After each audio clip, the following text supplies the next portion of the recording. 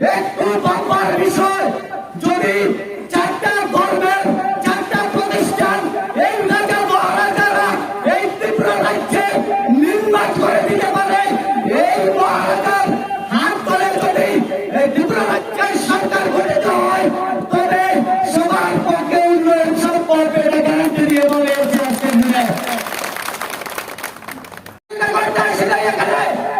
আজকের দিনে এই বিজেপি সরকার যে হিন্দুত্ববাদীর নামে এই দেশ শাসন করছে, হিন্দু মেয়েরা বলুন তো কি পেয়েছেন? ত্রিপুরা রাজ্যে 60টি আসন, এই 60টি আসনের মধ্যে এসটিদের জন্য সংরক্ষিত 20টি আসন, এসটিদের জন্য সংরক্ষিত আসন এই ত্রিপুরা রাজ্যের বিধানসভায় আছে। কিন্তু স্বাধীনতার 75 বছরের পরও মাইনরিটির জন্য কি একটা রিজার্ভেশন সিট ত্রিপুরার মধ্যে আছে বলতে পারবেন কি? একটা চিন্তা আছে কি বলতে পারবেন? আমরা হিন্দুদের বিরুদ্ধে নই, শুধু আমাদের যে অধিকার পাওয়ার যোগ্য আমরা সেই অধিকারের কথা বলতে এসেছি। আমরা মহারাজার নেতৃত্বে যে বিপ্লবের দল গঠন করেছে, এই গঠনের একটাই বংশ যে ওয়ান লাস্ট ফাইট। আমরা কারোর বিরুদ্ধে লড়তে আসি নাই, আমরা শুধু আমাদের অধিকার আদায় করার জন্য এখানে এসেছি। কি পাহাড়ি, কি বাঙালি, কি ত্রিপুরা, কি খ্রিস্টান, কোন ভেদাভেদ এই ত্রিপুরাতে রাখবো না, এই গ্যারান্টি সহকারে এখান থেকে বলে ফেলছি। আজকে যে সাম্প্রদায়িক উস্কানিমূলক কথাবার্তা চলতে যে ত্রিপুরা রাজ্যে, বলেন তো দেখে এই ত্রিপুরা রাজ্যের যে ত্রিপুরা সুন্দরী মন্দির ছিল আগরতলা আছে, এইটা কোন রাজা বানিয়েছে? কোন হিন্দুত্ববাদী নেতা তো বানায়নি। আজকে আগরতলা করে যে চার্চ খ্রিস্টানদের চার্চ আছে, এই চার্চকে গঠন করেছে। আজকে বলেন তো দেখে আগরতলা বুদ্ধ মন্দির কে বানিয়েছে? আজকে আগরতলা গেদুমিয়া মসজিদ কে বানিয়েছে? জবাব দেশের বিধানসভা নির্বাচনে আপনারা পেয়ে যাবেন। যদি তা না হয়, আমার মুসলমানদের কসম, আমার নবীর কসম, আমার রব মহান রব্বুল আলামিনের কসম, আপনারা যা খুশি তাই করতে পারেন। কারণ আমার যে ঈমান, আমার যে মুসলমানিত্ব, তার ইতিহাস আমি পর্যালোচনা করে আমি এইটুকু আমার এই 48-49 বছরের এই অভিজ্ঞতায় থেকে আমি বলছি, ত্রিপুরা রাজ্যের কোন মুসলমান প্রদ্যুৎ মানিক্য বাহাদুর ছাড়া আর কোন সিম্বল দেখবে না। যেমনটা অর্জুন দ্রৌপদীকে বিয়ে করার সময় যে শর্ত রেখেছিল যে মাছের দিকে না তাকিয়ে উপরের দিকে তীর ছুঁড়ে মাছের চোখ যে বিদ্ধ করতে পারবে, তার সাথে দ্রৌপদীর বিয়ে হবে। কথাটা ঠিক না বেটে? ঠিক তেমনি ভাবে এ রাজ্যের মুসলমানরা মহারাজা প্রদ্যুৎ কিশোর দেব বর্মন যে ডাক দিয়েছেন ত্রিপুরা বাঁচানোর, শান্তির পরিবেশ গড়ার এবং উন্নয়নের, তাতে হাতে হাত করে তাতে কাজ মিলিয়ে এ রাজ্যের মুসলমান তথা বংশনগরের মুসলমানরা মহারাজা প্রদ্যুৎ কিশোর দেব বর্মনের নেতৃত্বে 18তে যে নির্বাচন হবে, ক্যান্ডিডেট যেই হোক, সেই ক্যান্ডিডেটকে অর্জুনের মতো চোখ বন্ধ করে কুইন আনারসের সিম্বলে ছাপ দেবে। এবং যারা বলছে যে আরে এখানে তো সংখ্যাগরিষ্ঠ তথ্য বা অধ্যয়ন আমাদেরকে করতে হয়েছিল, কি বলছিল? সবকা সাথ সবকা বিকাশ, সপ্তম বেতন কমিশন।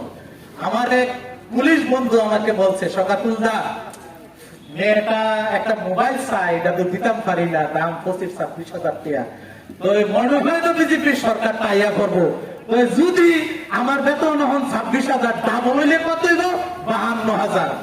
এরপরে আমার ওই অমিত শাহ কাকু কয় সপ্তম পে কমিশন দিয়েছি, কত? ওই বেতন মাসে 4,500 টাকা। এইভাবে ধোঁকাবাজি শুধু পুলিশের লোকে করছে না, এই ধরনের ভান্ডাবাজি, চুম্মা, প্রতিশ্রুতি সারা দেশের হিন্দু, মুসলমান, বৌদ্ধ, খ্রিস্টান এবং চাকরিজীবী সব অংশের মানুষের মন্ডারে নিয়ে জ্বলাই গেছে, আংরা করে লাগছে। কথাটা ঠিক না বেটি? আর বিকাশ করছে, উন্নয়ন করছে কার? ও মিত্র, ও মিত্র মানে বন্ধু, তাইনের খাস কয়েকজন বন্ধু আছে। এই বন্ধুর উন্নয়নের জন্য এই দেশের 130 কোটি ভারতবাসী ইয়ার মধ্যে 40 বাংলা চোখের মধ্যে টুপি পরাইয়া আজকে কোন ভারতবর্ষের কোন উন্নয়ন করেনি। আজকে কোথায় ছিল মোদিজি এই দেশের প্রধানমন্ত্রী হওয়ার আগে? এই দেশের জিডিপি আজকে উনি সুশাসনের কথা বলে এ হরগর তিরঙ্গা আমার এই প্রতিমা দিয়ে, আরে কত বিশাল ঘর নামার বাজার দেখছি এই বস্তা বাঁধে, আর এই দুরা 6 ইঞ্চির পুটলা বাঁধে। কথাটা ঠিক না বেটি? তারা কয় যে বিজেপির কাছে নাকি সিসি ক্যামেরা আছে, আর যে লোকটা ব্যাক করতে যাইয়া ওই সীমান্তের মাঝে সীমান্ত রক্ষী বিএসএফ এর গুল্লি খাইয়া হাসপাতালে চিকিৎসা করে কোন রকমে বাচ্চা আইছে, সে বলে আজকে দেশের প্রধানমন্ত্রী। আজকে উনি বলে যে জয় শ্রীরাম নাল্লাদের উপর। আরে ভাই, মহান রব্বুল আলামিন উনি নিজেই ঘোষণা করেছেন যে এই পৃথিবীর সমস্ত সৃষ্টির রহমত হিসাবে মুহাম্মদুর রাসূলুল্লাহ সাল্লাল্লাহু আলাইহি ওয়াসাল্লামকে আমরা সৃষ্টি করেছি। উনি শুধু মুসলমানদের জন্য না, শুধু হিন্দুর জন্য না, খ্রিস্টানের জন্য না, সমস্ত সৃষ্টির জন্য হলো মুহাম্মদুর রাসূলুল্লাহ সাল্লাল্লাহু আলাইহি ওয়াসাল্লাম। এই বিজেপি দল যার বউ পালার ক্ষমতা নাই, ভারতবর্ষের মানুষ ভুল করে এমন একটা লোকের হাতে প্রায় 130 থেকে বর্তমানে প্রায় 150 কোটি ভারতবাসী আমরা আছি, এই 150 কোটি মানুষের দায়িত্ব দিয়েছেন। উনার শাসনে উনার পার্টির প্রবক্তা আমার নবী সম্পর্কে এ ধরনের কুৎসিত মন্তব্য করে, আমার মহান রব্বুল আলামিন বলেছেন আমার নবী সম্পর্কে মুহাম্মদুর রাসূলুল্লাহ সাল্লাল্লাহু আলাইহি ওয়াসাল্লাম সম্পর্কে যদি কোনো বিন্দু মাত্র অবজ্ঞা, অসম্মান কোন মৌলবী, কোন হাজী, কোন হাফেজ করে থাকে, সাথে সাথে তার ঈমান চলে যাবে। কথাটা ঠিক না বেঠিক? কথাটা ঠিক না বেঠিক?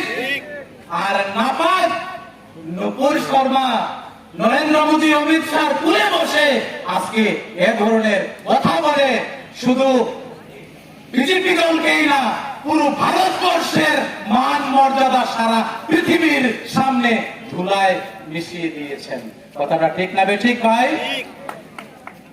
তাই আমি আপনাদের কাছে নিশ্চিত ভাবে বলতে পারি, ওই পানি সাগরের মসজিদ ওটাকে আগুন দিয়ে দেওয়ার কি অপরাধ ছিল কাকরাবনের মসজিদের ওখানকার মুসলমানদের? তাই বন্ধুরা, এই 5.5 বছরের রাজন্য শাসনে এই মাণিক্য দেশটির মাণিক্য শাসকরা সারা পৃথিবীর কাছে একটা বার্তা দিয়েছেন যে হিন্দু, মুসলমান, বৌদ্ধ, খ্রিস্টান এটাতে ভেদাভেদ করে কোনদিন শান্তিতে একটা দেশ চলতে পারে না, উন্নয়ন হতে পারে না। তার কারণেই তো উনি বুদ্ধদের জন্য বুদ্ধ মন্দির করেছেন, খ্রিস্টানদের জন্য মরিয়মনগরে চার্চ গঠন করেছেন, আর আমার সনাতন ভাইদের জন্য মাতার বাড়ি এবং কসবা কালীবাড়ি করেছেন। কথাটা ঠিক না বেটি? আজকে একটা কোনো কিছুই হলে বলে মুসলমানের চামড়া তুলে নেব আমরা। কিছুদিন পূর্বে এই বিজেপি প্রদেশ লেভেলের বড় বড় কিছু কার্যকর্তা আমার সাথে সাক্ষাৎ করে এসে বলে, শওকতুল ভাই যা হওয়ার হয়ে গেছে, আসুন আমরা সবাই মিলে যেভাবে 18তে বিজেপি সরকারটা প্রতিষ্ঠা করেছিলাম 23 আবার আমাদের সরকারটা আমরা প্রতিষ্ঠা করি। আমি শুধু তাদেরকে একটা কথাই বলেছি, দাদা আমরা যদি এবার স্লোগান দিতাম যে হিন্দুর চামড়া তুলে নেব আমরা, তাহলে আপনি বুকে হাত দিয়ে বলুন তো আপনাদের সনাতন ধর্মের বা কোন হিন্দু ভাই এই দলটা করতেন কিনা? উনি মাথাটা হ্যাক করে দিয়েছেন।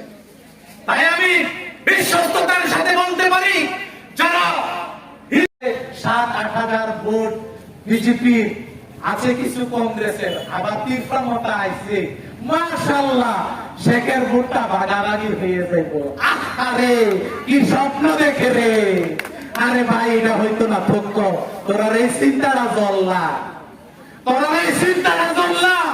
আজকে যদি এই শতাতুল বাশারকে প্রকাশ্য কুপিয়ে হত্যা করে দিতি, তাহলে আমার মুসলমান জাতির উপর এত বড় আঘাত লাগতো না। যে আঘাত তোরা আমাদেরকে দিয়েছিস, আমার নবী মুহাম্মদের উপর কটূক্তি করে, আমার আল্লাহর ঘর মসজিদের উপর হামলা করে, এই অপমান, এই জ্বালা ইমানদার মুসলমানরা কোনোদিন ভুলবে না। ভাই এই 14 আগে মোদীজি ক্ষমতায় আসার আগে কি বলে এসেছিল সারা ভারতবর্ষের মানুষ? যে গান্ধী পরিবার সারা দেশটারে লুটে লাইছে, কয় হাওয়া থেকে বলে টাকা খাইছে, মাটির থেকে টাকা খাইছে, কয়লার থেকে খাইছে, উপরে মাঝে নিচে পানির এবং জঙ্গলে কোনো জায়গায় বলে বাদ রাখছে না। আসলে তো ঠিক, এটা তো এরকমই করছে। তাহলে কি তৈব? কয় সবকা সাথ সবকা বিকাশ। তো কুদুরা বিকাশ করছে, কুদুরা কই? কুদুরা বিকাশ করছে অর্থ কুদুরা কই? আমার আলখা দপ্তরের বন্ধুরা হয়তো বা একটু বিচলিত হয়ে গেছেন যে টাইম তো ছিল 2টা থেকে 4টা। আরে ভাই আপনারা তো কইছিল যে 7ম পে কমিশন হবে, বেতন ডাবল হবে। আমি তো আপনারা জানেন আমি সাংবাদিকতার পেশায় ছিলাম।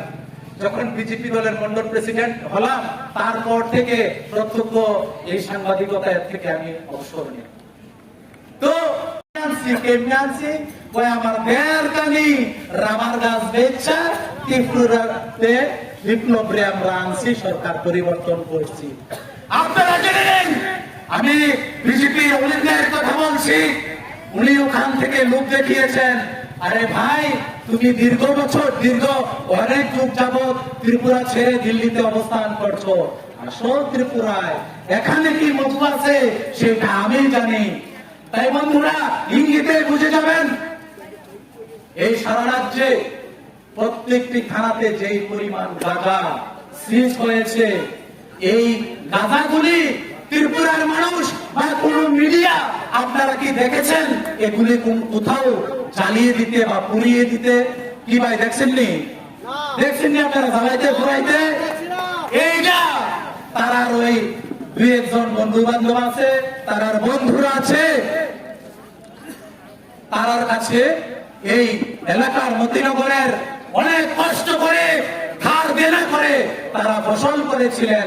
তাদের ডুলের চালগুলা যেভাবে ওই ডুলতারা কংগ্রেস দেশটারে করলো শেষ, এরকম স্লোগান দিতনি, ঠিক সেইভাবে এই এলাকার মানুষের অতি কষ্টের সেই ফসল পুলিশের মাধ্যমে তারা থানায় নিয়ে যায় এবং এগুলি বিজেপির ক্যাডারদের কাছে বিলিয়ে দেয়। কথাটা ঠিক না বেঠে?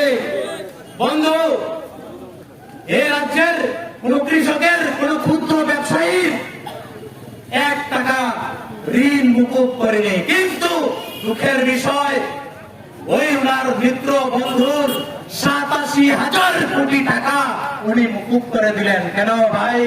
আদানি সাহেব, আম্বানি সাহেব এই দেশের জনগণের টাকা যে ব্যাংক থেকে ঋণ নিয়েছেন, এটা পরিশোধ করার ক্ষমতা কি তাদের নাই? আমি এই মিটিং এ আসার আগে বক্সনগর স্ট্যান্ডে বক্সনগর ব্যাংকের 2 জন কর্মকর্তাকে আমি এক ঋণ গ্রহীতার কাছে আমি বলতে শুনেছি, ভাই অনেক 80 সনের কমিউনিটিদের চাইতে আরো ভয়ঙ্কর দাঙ্গা লাগানোর চেষ্টা করেছিলেন। আমার প্রিয় নবীকে গালাগাল দেওয়ার পর, আমার মসজিদে আক্রমণ করার পর এই বক্সনগর তথা ত্রিপুরা রাজ্যের আর একটা মুসলমানও অন্তত পক্ষে এই পদ্ম ফুল চিহ্নে ছাপ দেবে না। কারণ আজকে আমার সাথে অনেকেরই আলোচনা হয়, আমাদের কাছে এসে বলে, দাদা আমরা কিন্তু আপনাদের সাথে আছি, আমরা ওই ফোলার কেসটার লাগিয়া আপনারাই জানেন এই দীর্ঘ 75 বছর কংগ্রেস, সিপিএম এবং এই বিজেপির কুশাসনের ফলে মানুষের পেটের ভাতের জোগান নাই, কর্মসংস্থানের জোগান নাই, যার কারণে পুলিশ প্রশাসন এখানে আছেন। এখানে খুললাম এখানে আমি আলোচনা করি, মানুষ নিরুপায় হয়ে আজকে ওই পাহাড়ে বা বিভিন্ন এলাকায় বনভূমিতে কৃষি কাজ করে। ওরা বলেন যদি বিজেপি না করো তাহলে ওই মরমালির বাড়ির থেকে ওই সূর্যকান্তর বাড়ির থেকে 2টা ফুট লাইন না দিয়া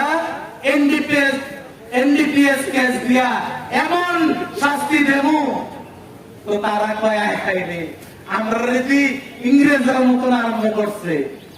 আরে ভাই, মুসলমান হইল বর্ষা জাতি আর আমার জনজাতিরা হইল রাজবংশী। এই দেশ 750 বছর মুসলমান সেবা করেছেন। এই মুসলমানরা কোনদিন এই ডরপুক জাতির এই খালাসের বেন্নালাগুম এইসব পেতি নীতির কথায় নেতার কথায় ভয় পায় না।